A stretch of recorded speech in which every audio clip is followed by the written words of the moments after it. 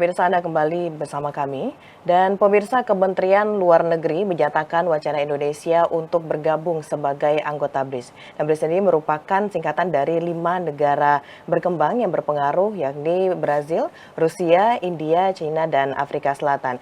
Dan pemirsa, perkumpulan negara-negara ini pada dasarnya bertujuan untuk memperkuat negara berkembang seperti Indonesia di hadapan dominasi negara maju atau negara-negara barat.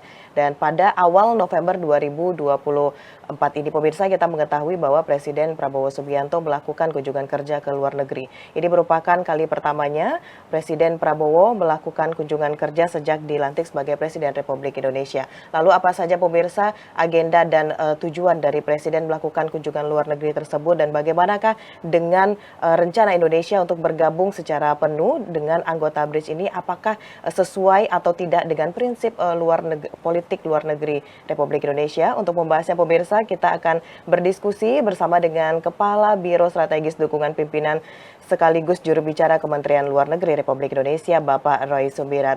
Pak Roy, apa kabar? Kabar baik, Mbak Muna. Selamat malam dari Washington DC, Amerika Serikat.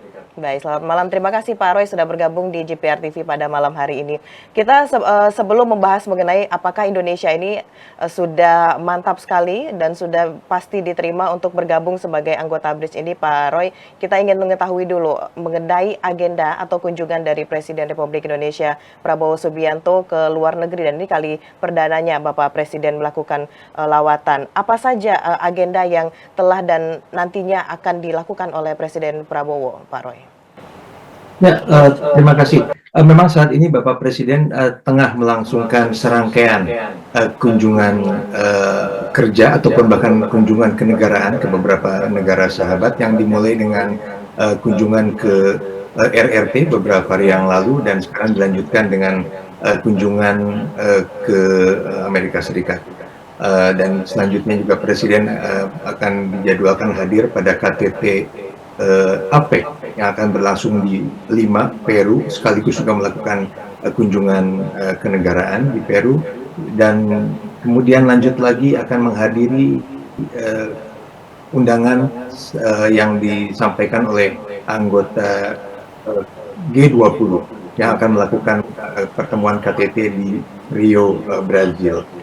Dan selanjutnya setelah itu dicanangkan, dijadwalkan Bapak Presiden akan melakukan kunjungan kerja ke Inggris untuk bertemu dengan para dignitaries, para pejabat tinggi dari pemerintahan dan negara Inggris. Baik, Pak. Baik, Pak Roy, ini Presiden Prabowo kan sudah dijadwalkan akan menghadiri beberapa pertemuan internasional forum besar seperti KTT yang telah Pak Roy sampaikan tadi. Sebenarnya apa pesan yang ingin disampaikan oleh Presiden Prabowo di hadapan pimpinan negara-negara yang hadir pada beberapa forum besar nanti, Pak? Ya, sebenarnya all in all ya, seluruh kunjungan yang sedang dilakukan oleh Bapak Presiden ini kan perlu dilihat sebagai kesiapan dari Bapak Presiden selaku kepala negara, kepala pemerintahan Indonesia, untuk dapat segera tuning, dapat segera masuk ke dalam lingkungan, kawasan, dan global untuk memberikan kontribusi positif Indonesia terhadap pergaulan internasional. Jadi ini adalah gesture dari kesiapan Indonesia untuk berperan aktif di berbagai isu, di berbagai forum, baik itu bilateral, regional, ataupun forum-forum multilateral. Dan ini juga tentunya akan penting untuk digunakan oleh Bapak Presiden untuk tetap menunjukkan keinginan Indonesia untuk terus meningkatkan kerjasama dengan seluruh negara manapun melalui platform atau forum manapun. Ini tentunya sesuai dengan kebijakan politik luar negeri Indonesia yang konsisten, yaitu politik luar negeri bebas aktif dan juga tidak berpihak pada negara manapun. Dan mungkin Mbak Muna ingat sendiri bahwa pada saat pelantikan Bapak Presiden tanggal 20 Oktober lalu ditekankan bahwa untuk Indonesia 1.000 teman itu masih kurang, tapi satu musuh atau lawan saja sudah terlalu banyak. Dan itu yang antara lainnya kita jawantakan dalam berbagai kunjungan itu. Baik, Pak Roy, awal Pak Presiden sebelum melakukan kunjungan ke luar negeri sempat melakukan rapat dengan kabinet juga, dan di sana Pak Presiden telah menyampaikan bahwa kunjungan dia ke luar negeri ini bertujuan untuk rakyat dan juga negara. Apakah sejauh ini Pak Roy sudah ada kira-kira list MOU yang nantinya akan disepakati oleh Indonesia dan beberapa negara kunjungan Bapak Prabowo nanti, Pak? Ya, saya dalam beberapa kesempatan terpisah, terutama ketika melakukan press briefing dengan teman-teman media, terutama yang memang menjadi counterpart langsung dari Kementerian Luar Negeri, saya selalu menekankan bahwa kunjungan yang dilakukan oleh pejabat tinggi Indonesia, baik itu pada kepala negara, kepala pemerintahan, ataupun pada tingkat menteri, itu tentu akan dilakukan berdasarkan pertimbangan, kalkulasi yang terkait dengan kepentingan nasional Indonesia. Sehingga seluruh kunjungan tersebut tidak akan dilakukan hanya for the sake of melakukan kunjungan. Tapi sudah ada platform, sudah ada roadmap, apa blueprint yang ingin kita capai melalui berbagai macam atau masing-masing kunjungan tersebut. Salah satu turunannya adalah outcome dokumen yang bisa berbentuk macam-macam, bisa MOU atau mungkin dokumen-dokumen lain yang menunjukkan bahwa kita siap dan sudah sepakat melakukan kerjasama di aspek-aspek bidang-bidang tertentu dengan negara-negara yang dikunjungi.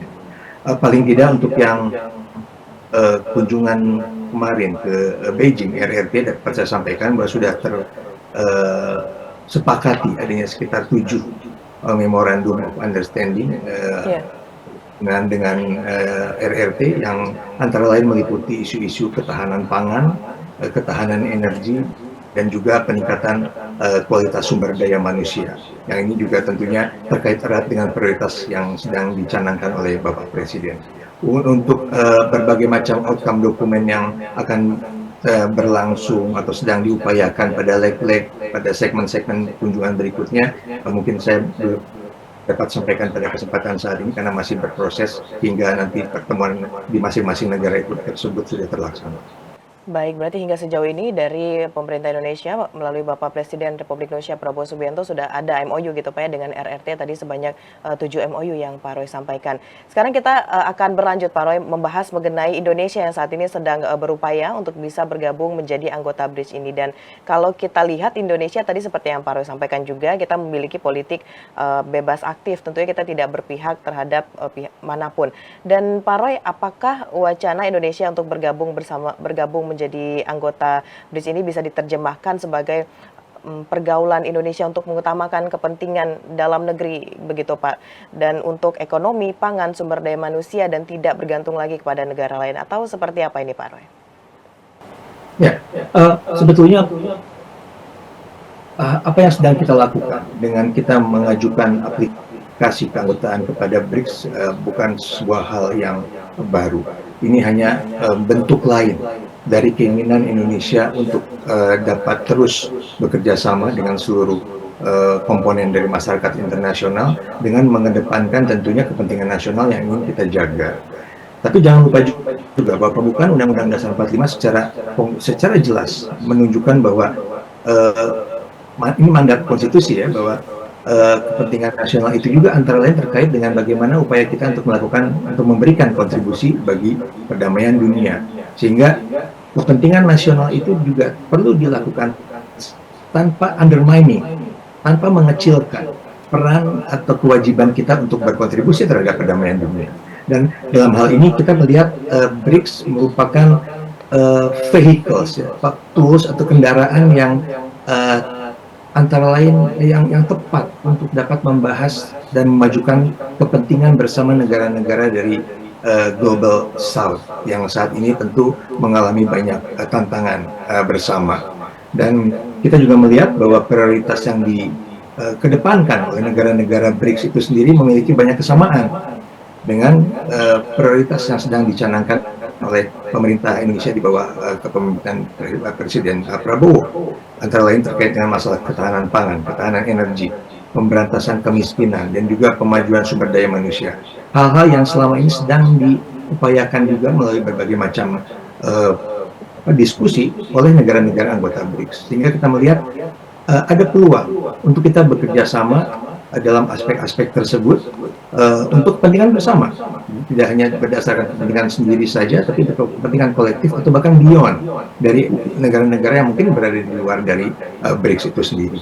Tapi tentu yang perlu kita tekankan, dan ini sudah disampaikan oleh Bapak Presiden dan Bapak Menteri Luar Negeri Sugiono pada berbagai kesempatan terpisah, bahwa keinginan Indonesia untuk bergabung di dalam BRICS ini jelas-jelas merupakan pengejawantahan politik luar negeri Indonesia yang bebas aktif, dan bukan berarti kita ikut kubu atau blok tertentu, Tidak memihak. tapi kita ikut partisipasi dengan forum manapun yang ada selama itu memberikan keuntungan bersama dan juga tentu memenuhi kepentingan nasional Indonesia.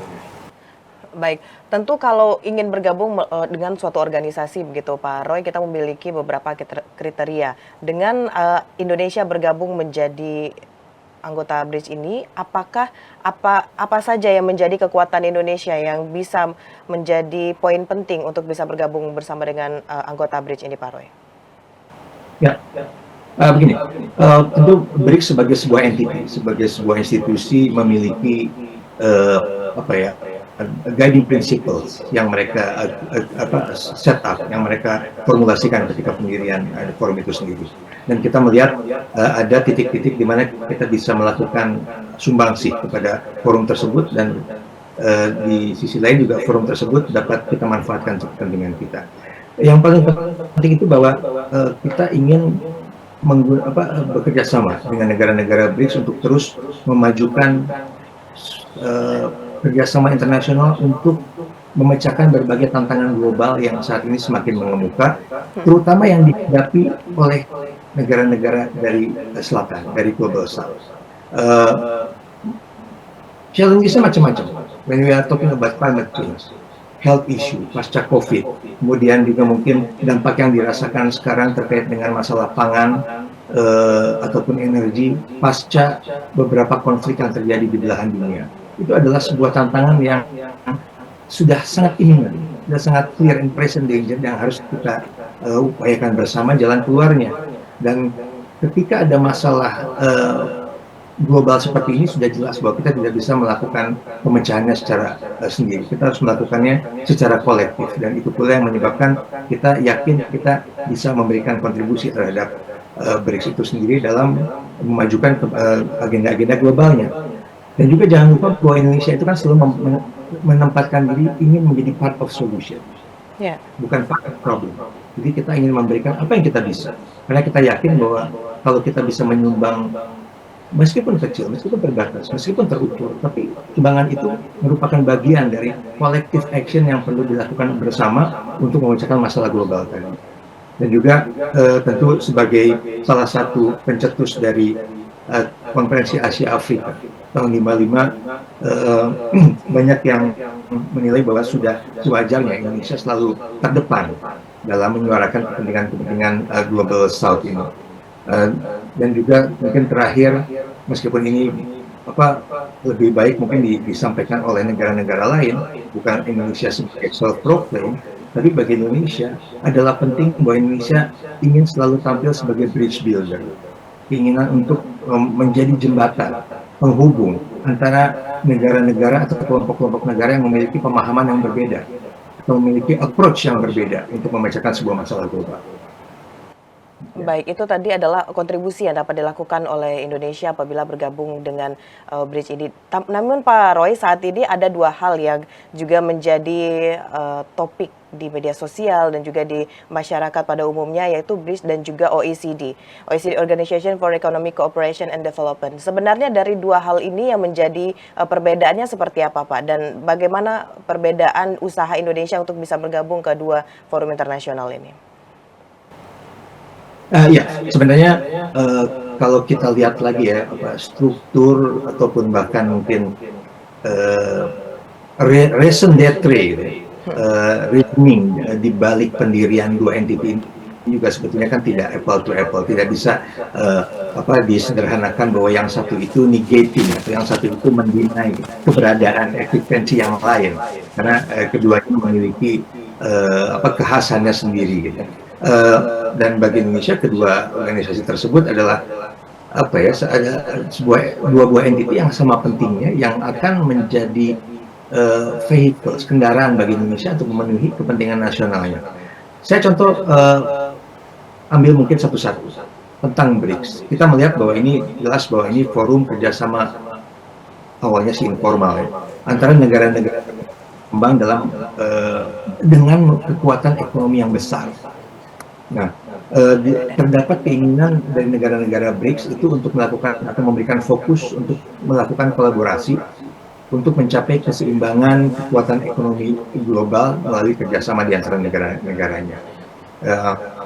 Antara lain bisa dilihat dengan pendirian New Development Bank oleh anggota BRICS yang diharapkan dapat memberikan alternatif sumber pendanaan untuk pembangunan infrastruktur proyek atau pembangunan di negara-negara berkembang.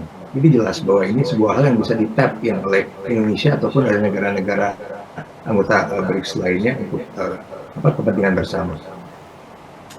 Sementara itu, OECD memang betul bahwa sebagian besar negara anggotanya adalah negara-negara maju, dan sejak pendiriannya OECD dilihat sebagai sebuah wadah bagi negara-negara anggotanya untuk berbagi best practice, jadi berbagai kebijakan terutama terkait isu ekonomi, pendidikan, lingkungan, dan ketenaga kerjaan. Nah, jadi kami selalu mencoba untuk memberikan edukasi yang memadai kepada publik bahwa kedua institusi ini tidak perlu dibenturkan. Terdapat peluang untuk kita maksimalkan apa yang menjadi platform dari pendirian masing-masing institusi.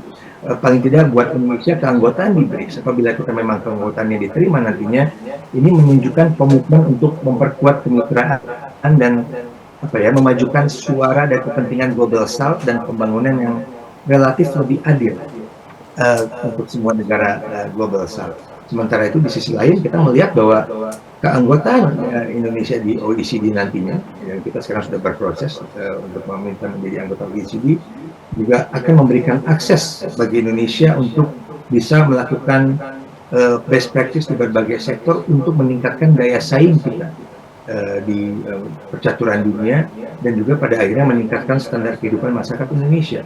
Yeah. Jadi lagi-lagi kami mencoba untuk menjelaskan bahwa kedua hal tersebut tidak merupakan suatu hal yang sangat eksplisit satu sama lain.